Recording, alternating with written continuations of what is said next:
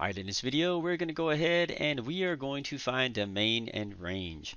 And we're going to use our interval notation where we're going to be using a parenthesis on one side possibly and a bracket on another side and so on.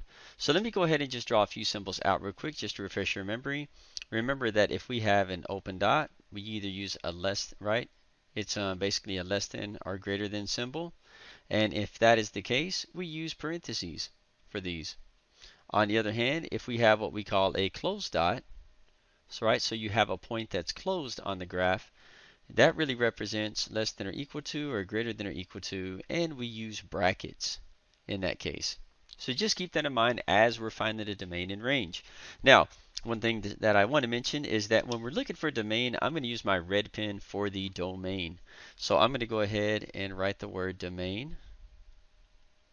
And keep in mind that when we're looking for domain, we are looking for x values. This is in relation to x.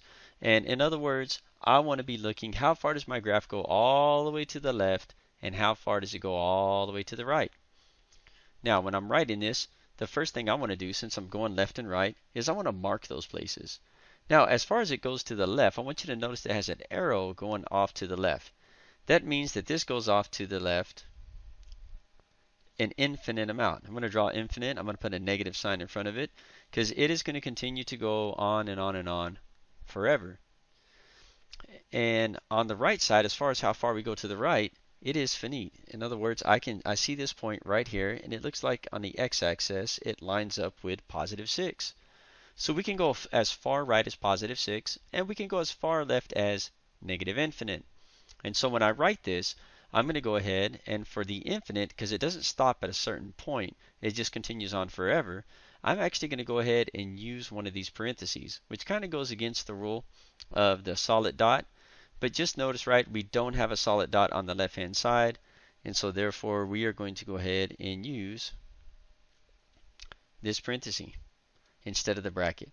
And I'm going to put my smallest value left, so I'm going to write my infinite symbol, which is kind of like a sideways 8. And then I'm going to put a comma, and then I'm going to put my greatest value that goes to the right. In this case, it is 6. So I'm going to put a positive 6 right there.